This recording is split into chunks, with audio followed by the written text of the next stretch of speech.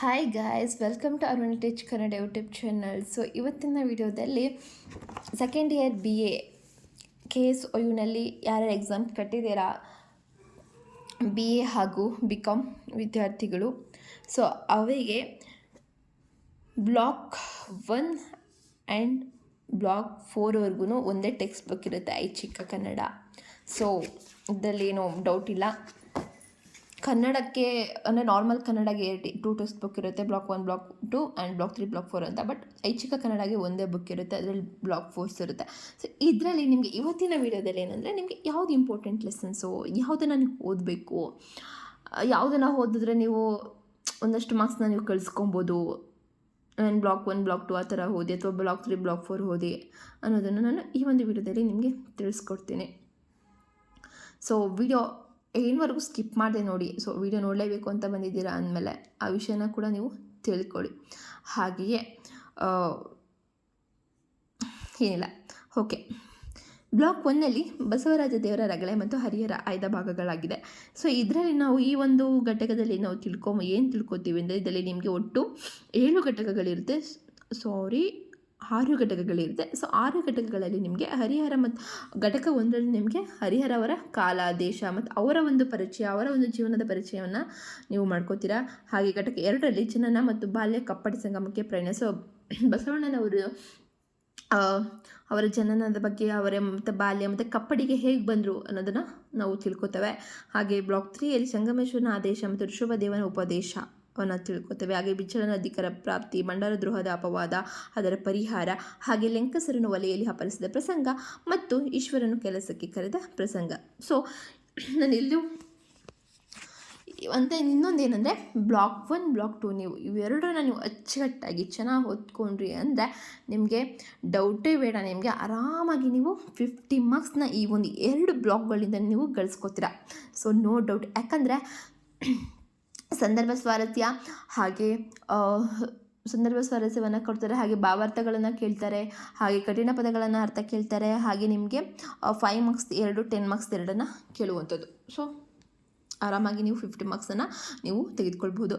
ಇದನ್ನು ನಿಮಗೆ ಸೆಕೆಂಡ್ ಇಯರಲ್ಲಿ ನಮಗೆ ಏನು ಒಂದು ಅಡ್ವಾಂಟೇಜ್ ಅಂದರೆ, ನಮಗೆ ನಾರ್ಮಲ್ ಕನ್ನಡದಲ್ಲಿ ಬ್ಲಾಕ್ 3 ಬ್ಲಾಕ್ 4 ಇದೆಯಲ್ಲ, ಸೊ ಆ ಟೆಕ್ಸ್ಟ್ ಬುಕ್ಕಿಗಿಂತ ಐಚ್ಛಿಕ ಕನ್ನಡ ತುಂಬ ಈಸಿ ಅಂತ ಅನಿಸ್ತು ನನಗೆ ಪರ್ಸ್ನಲಿ. ಆ್ಯಂಡ್ ನಿಮಗೂ ಆ ಥರ ಅನಿಸಿದ್ರೆ ಸೊ ಕಮೆಂಟ್ ಮೂಲಕ ತಿಳಿಸಿ. ಸೊ ನಿಜವಾಗ್ಲೂ ಕೂಡ ತುಂಬ ಈಸಿ ಇದೆ ಆ್ಯಂಡ್ ಚೆನ್ನಾಗಿ ಅರ್ಥ ಮಾಡಿಕೊಂಡ್ರೆ ನೀವು ಆರಾಮಾಗಿ ಏನು ಡೌಟೇ ಇಲ್ಲದೆ ಆರಾಮಾಗಿ ಒಳ್ಳೆ ಮಾರ್ಕ್ಸನ್ನು ನೀವು ತೆಗೆದುಕೊಳ್ಬೋದಾಗಿದೆ. 50 ಎಬೋ ಆರಾಮಾಗಿ ಮಾರ್ಕ್ಸ್ ತೆಗಿಬೋದು. ಆ್ಯಂಡ್ ಇದರಲ್ಲಿ ಏನಂತಂದರೆ, ಬಸವೇಶ್ವರ ದೇವರ ರಗಳೆ ಇದು ತುಂಬ ಅಂದರೆ ತುಂಬ ಇಂಪಾರ್ಟೆಂಟ್ ಆ್ಯಂಡ್ ಓದಲೇಬೇಕು. ಇದರಲ್ಲಿ ಯಾವುದೂ ಕೂಡ ನೀವು ಸ್ಕಿಪ್ ಮಾಡೋಂಗಿಲ್ಲ, ಯಾಕಂದರೆ ಟಿಪ್ಪಣಿಯನ್ನು ಕೇಳುವಂಥದ್ದು. ಹಾಗೆಯೇ ಇದರಲ್ಲಿ ತುಂಬ ಇಂಪಾರ್ಟೆಂಟ್ ಅಂದರೆ ಯಾವುದಂದರೆ, ಅಂದರೆ ಟಿಪ್ಪಣಿಯಲ್ಲಿ ಕೇಳುವಂಥದ್ದು ಕಪ್ಪಡಿ ಸಂಗಮಕ್ಕೆ ಬಂದ ಪ್ರಯಾಣ ಅದನ್ನು ಕೇಳ್ತಾರೆ, ಋಷಭದೇವನ ಉಪದೇಶ ಅಂತ ಕೇಳ್ತಾರೆ ಇದರಲ್ಲಿ ಟಿಪ್ಪಣಿಯಲ್ಲಿ. ಹಾಗೆ ಬಿಜ್ಜಳನ ಹತ್ತಿರ ಅಧಿಕಾರ ಪ್ರಾಪ್ತಿ, ಹಾಗೆ ಇದು ಈಶ್ವರನ ಕೆಲಸಕ್ಕೆ ಕರೆದ ಪ್ರಸಂಗ, ಹಾಗೆ ಲಂಕಿಸನ ಒಲೆ ಅಪಹರಿಸಿದ ಪ್ರಸಂಗ. ಸೊ ಈ ಒಂದು ಪ್ರಸಂಗ ಅಂತವನ್ನು ನನಗೆ 5 ಮಾರ್ಕ್ಸಿಗೆ ಕೇಳುವಂಥದ್ದು, ಹಾಗೆ 10 ಮಾರ್ಕ್ಸ್ ಕೂಡ ಕೇಳ್ತಾರೆ.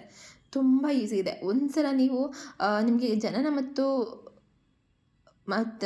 ಬಾಲ್ಯ ಕಪ್ಪಡಿ ಸಂಗಮ ಇದರಲ್ಲಿ ನಿಮಗೆ ಇದರಲ್ಲಿ ಏನಂದರೆ ಹರಿಹರ ಇದರಲ್ಲೇ ಬ್ಲಾಕ್ ಘಟಕ 1ರಲ್ಲೇ ನಿಮಗೆ ಕಥೆ ಅಂದರೆ ಪೂರ್ತಿ ಇಷ್ಟು ಕಥೆಯ ಪೂರ್ತಿ ಸಾರಾಂಶವನ್ನು ನೀವು ಇದರಲ್ಲಿ ನೋಡ್ಬೋದು. ಅಂದರೆ ಕವಿ ಮತ್ತು ಕಾಲ ಮತ್ತು ಇದಾದ ಮೇಲೆ ಒಂದು ಭಾವಾರ್ಥ ಅಂತ ನಿಮಗೆ ಕೊಟ್ಟಿರ್ತಾರೆ. ಸೊ ನೀವು ಅದನ್ನು ಚೆನ್ನಾಗಿ ನೀವು ಓದ್ಕೊಂಡು, ಕೆಲವೊಂದು ಹಳೆಗನ್ನಡದ ರೂಪದಲ್ಲೂ ಕೂಡ ಇರುತ್ತೆ, ಸ್ವಲ್ಪ ಟಫ್ ಅನಿಸುತ್ತೆ. ಸೊ ಅದನ್ನು ಕೂಡ ನೀವು ಅರ್ಥ ಮಾಡಿಕೊಂಡು ಅದು ಪೂರ್ತಿ ಒಂದು ಭಾವಾರ್ಥವನ್ನು ನೀವು ತಿಳ್ಕೊಂಡು ಒಂದು 2-3 ಸಲ ರಿಪೀಟೆಡ್ ಆಗಿ ನೀವು ಓದ್ಕೊಂಡ್ರಿ ಅಂದರೆ ಪಕ್ಕ ನಿಮಗೆ ಒಳ್ಳೆ ಮಾರ್ಕ್ಸ್ ಬಂದೇ ಬರುತ್ತೆ. ಹಾಗೆಯೇ ತುಂಬ ಈಸಿ ಅಂತ ಹೇಳ್ತೀನಿ.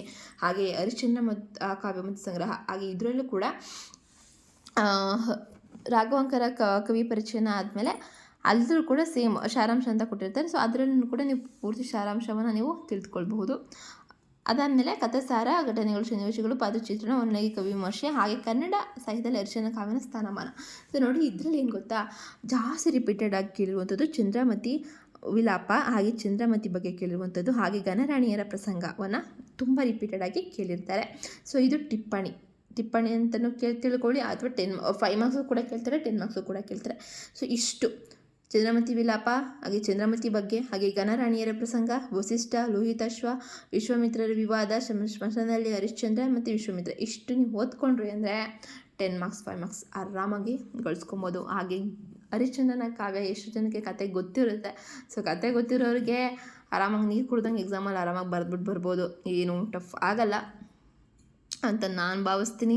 ಭಾವಿಸೋದೇನು ಆರಾಮಾಗಿ ಬರೀಬೋದು ಅಂತಲೂ ಕೂಡ ಹೇಳ್ತೀನಿ. ಸೊ ತುಂಬ ಈಸಿ ಇದೆ, ನೆಗ್ಲೆಕ್ಟ್ ಮಾಡಿಬಿಡಿ ಅಂತ ಹೇಳ್ತಾ, ಸೊ ಇವೆರಡು ಬ್ಲಾಕಿಂದ ನಿಮ್ಗೆ ಅರ್ಥ ಆಯಿತು ಅಂತ ಅಂದ್ಕೋತೀನಿ. ಸೊ ನೆಕ್ಸ್ಟ್ ಬ್ಲಾಕ್ 3 ಮತ್ತು ಬ್ಲಾಕ್ 4. ಸೊ ಇಲ್ಲೇನೆಂದರೆ KS ನವರ ಆಯ್ದ ಕವಿತೆಗಳು ಅಂದರೆ ಗೃಹಲಕ್ಷ್ಮಿ, ಬೆಳೆಗಾರನ ಹಾಡು, ಮನೆಗೆ ಬಂದ ಹೆಣ್ಣು, ಅನ್ನಪೂರ್ಣೆಗೆ, ಅಂದರೆ KS ನವರ ಕವಿತೆಗಳನ್ನು ನಿಮಗೆ ಕೊಟ್ಟಿರುವಂಥದ್ದು. ಸೊ ಇದರಲ್ಲಿ ನಿಮಗೆ ತುಂಬ ರಿಪೀಟೆಡಾಗಿ ಕೇಳಿರುವಂಥದ್ದು ಏನಂದರೆ ಇದು ಬಳೆಗಾರನ ಹಾಡು, ಮನೆಗೆ ಬಂದ ಹೆಣ್ಣು, ಅನಂತರ ಕುಂಕುಮ ಭೂಮಿ, ಚರಿತ್ರೆ ಪ್ರಶ್ನೆ ಪತ್ರಿಕೆ, ಮನೆಯಿಂದ ಮನೆಗೆ, ಬರೀ ಗೋಡೆಗಳಿಗೆ ಅಸಮಾಧಾನ, ಹಾಗೆ ಬಳೆಗಾರನ ಹಾಡು, ಆನಂತರ ತೆರೆದ ಬಾಗಿಲು, ರೈಲ್ವೆ ನಿಲ್ದಾಣದಲ್ಲಿ, ಮೆರವಣಿಗೆ, ಮಲ್ಲಿಗೆಯ ಮಾಲೆ. ಸೊ ಇಷ್ಟು ನಿಮಗೆ ತುಂಬ ರಿಪೀಟೆಡಾಗಿ ಕೇಳಿದ್ದಾರೆ. ಸೊ ಇಷ್ಟು ನೀವು ಓದ್ಕೊಂಡ್ರೂ ಕೂಡ ಆರಾಮಾಗಿ ಬರಿಬೋದು. ಆನಂತರ ಕುವೆಂಪು ಅವರ ಬೆರಳಿಗೆ ಕೊರಳು. ಸೊ ಇದು ಕೂಡ ಅಬ್ಬೆ, ಅಶ್ವತ್ಥಾಮ, ಅಬ್ಬೆನ 2 ಸಲ ರಿಪೀಟೆಡಾಗಿ ಕೇಳಿರುವಂಥದ್ದು, ಅಬ್ಬೆ ಬಗ್ಗೆ ಬರೆಯುವಂಥದ್ದು, ಹಾಗೆ ಅಶ್ವತ್ಥಾಮ, ಹಾಗೆ ಏಕಲವ್ಯ, ಅರ್ಜುನನ ಬಗ್ಗೆ 2 ಬಾರಿ ಕೇಳಿರುವಂಥದ್ದು, ಹಾಗೆ ದ್ರೋಣ. ಸೊ ಇದರಲ್ಲಿ ಕೂಡ ನಿಮಗೆ 10 ಮಾರ್ಕ್ಸ್ ಆರ್ 10 ಮಾರ್ಕ್ಸ್ಗೆ ಇವೆರಡರಿಂದ ನಿಮಗೆ 10 ಮಾರ್ಕ್ಸ್ಗೆ ಕೇಳುವಂಥದ್ದು ಎರಡು ಅಂದರೆ ಇದರಲ್ಲಿ ಒಂದು 10 ಮಾರ್ಕ್ಸ್ ಕೇಳ್ತಾರೆ, ಇದರಲ್ಲಿ ಒಂದು 10 ಮಾರ್ಕ್ಸ್ ಕೇಳ್ತಾರೆ, ಹಾಗೆಯೇ ಇದರಲ್ಲಿ ಒಂದು 5 ಮಾರ್ಕ್ಸ್ ಕೇಳ್ತಾರೆ, ಇದರಲ್ಲಿ ಒಂದು 5 ಮಾರ್ಕ್ಸ್ ಕೇಳ್ತಾರೆ. ನೋಡಿದ್ರಲ್ಲ ಎಷ್ಟು ಈಸಿ ಇದೆ ಅಂತ. ಸೊ ಇದು ಬೆರಳಿಗೆ ಕೊರಳು ಸ್ವಲ್ಪ ಅರ್ಥ ಮಾಡ್ಕೊಳ್ಳೋದು ಸ್ವಲ್ಪ ಕಷ್ಟ ಆಗುತ್ತೆ. ಸೊ ಇದೇನೆಂದರೆ ನಮಗೆ ಬ್ಲಾಕ್ 1, ಬ್ಲಾಕ್ 2, ಬ್ಲಾಕ್ 3 ನಮಗೆ ಇದು ಬ್ಲಾಕ್ 3ಯಲ್ಲಿ ಏನಂದರೆ ಬ್ಲಾಕ್ 3ಯಲ್ಲಿ KS-ನವರ ಆಯ್ದ ಕವಿತೆಗಳಲ್ಲಿ ನಮಗೇನು ಕೂಡ ನಾರ್ಮಲ್ ಕನ್ನಡ ಇರುತ್ತೆ, ಏನೂ ಕಷ್ಟ ಆಗಲ್ಲ. ಬಟ್ ಬ್ಲಾಕ್ 1, ಬ್ಲಾಕ್ 2ಅಲ್ಲಿ ಸ್ವಲ್ಪ ಹಳೆಗನ್ನಡ ಇರುತ್ತೆ, ಆ್ಯಂಡ್ ಕನ್ನಡದಲ್ಲೂ ಕೂಡ ನಾವು ಅರ್ಥ ಮಾಡ್ಕೊಳ್ಳುವಂಥ ಕನ್ನಡದಲ್ಲೂ ಕೂಡ ಇರುತ್ತೆ. ಸೊ ಏನು ಟಫ್ ಆಗಲ್ಲ. ಆ್ಯಂಡ್ ಬ್ಲಾಕ್ 4ಅಲ್ಲಿ ಒಂದು ಇದರಲ್ಲೇನೆಂದರೆ ಇದು ಕೊಟ್ಟಿಲ್ಲ, ಕನ್ನಡದಲ್ಲಿ ವಿವರಣೆಯಾಗಿ, ಕನ್ನಡದಲ್ಲಿ ನಮಗೆ ಹಳೆಗನ್ನಡದ ಹೊರತು ನಮ್ಮ ಒಂದು ಕನ್ನಡ ಒಂದು ಭಾಷೆಯಲ್ಲಿ ಅರ್ಥ ಆಗೋ ಥರ ನಮಗೆ ಇಲ್ಲ. ಸೊ ಇದು ಸ್ವಲ್ಪ ಕಷ್ಟ ಆಗುತ್ತೆ. ಸೊ ಯೂಟ್ಯೂಬಲ್ಲಿ ತುಂಬ ವೀಡಿಯೋಸ್ಗಳಿರುತ್ತೆ, ಮಾಡಿರ್ತಾರೆ ಕೆಲವು ಲೆಕ್ಚರ್ಸ್ ಎಲ್ಲ. ಸೊ ನೀವು ಅಲ್ಲಿಗೆ ನೀವು ತಿಳ್ಕೊಂಡ್ರೆ ಇಟ್ಸ್ ಬೆಟರ್ ಅಂತ ಅಂದ್ಕೋತೀನಿ.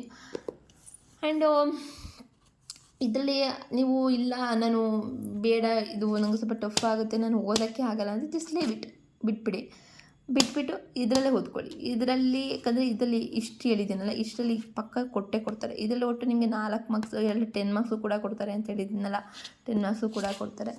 ಸೊ ಓದ್ಕೊಬೋದು. ಸೊ ಇದರಿಂದ ಏನಿಲ್ಲ, ನೀವು 15 ಮಾರ್ಕ್ಸ್ನ ತೊಗೋಬೋದು. ನನಗೆ ಕಷ್ಟ ಅಂದರೆ ಇದ್ರಲ್ಲಿ 15 ಮಾರ್ಕ್ಸ್ ಹೋಗುತ್ತೆ, ನನಗೆ ಈಸಿ ಅಂದರೆ 15 ಮಾರ್ಕ್ಸ್ ಬರುತ್ತೆ ಇಲ್ಲಿ.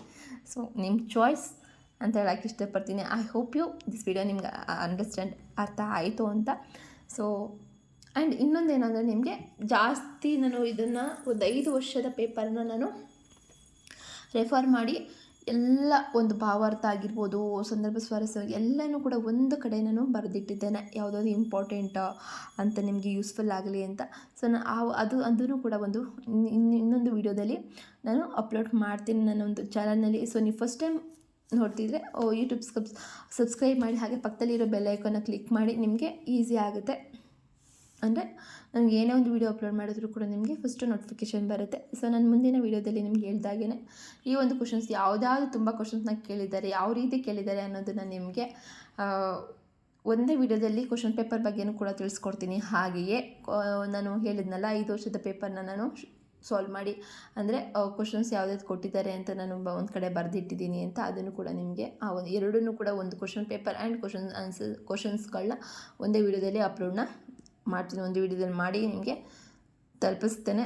ಸೊ ನೋಡಿ, ಅದಕ್ಕೆ ನೀವು ಸಬ್ಸ್ಕ್ರೈಬ್ ಮಾಡಿದ್ರೆ ಮಾತ್ರ ನಿಮಗೆ ನೋಟಿಫಿಕೇಷನ್ ಬರುತ್ತೆ, ನೋಡೋಕ್ಕೆ ಸಾಧ್ಯ ಅಂತ ಹೇಳ್ತಾ, ಇಷ್ಟ ಆದರೆ ಸಬ್ಸ್ಕ್ರೈಬ್ ಮಾಡಿ, ನಿಮಗೆ ಯೂಸ್ಫುಲ್ ಅನಿಸಿದ್ರೆ ಸಬ್ಸ್ಕ್ರೈಬ್ ಮಾಡಿ, ಇಲ್ಲಾಂದರೆ ಬೇಡ ಅಂತ ಹೇಳ್ತಾ, ಹಾಗೆ ಈ ಒಂದು ವಿಡಿಯೋ ನಿಮಗೆ ಇಷ್ಟ ಆಗಿದ್ದರೆ ಲೈಕ್ ಮಾಡಿ, ಹಾಗೆ ನಿಮ್ಮ ಅನಿಸಿಕೆಗಳನ್ನ ಕಮೆಂಟ್ ಮೂಲಕ ತಿಳಿಸಿ, ನಿಮಗೆ ರಿಪ್ಲೈಗೆ ನಾನು ಕೊಡ್ತೀನಿ ಅಂತ ಹೇಳ್ತಾ, see you the next video. Bye, take care.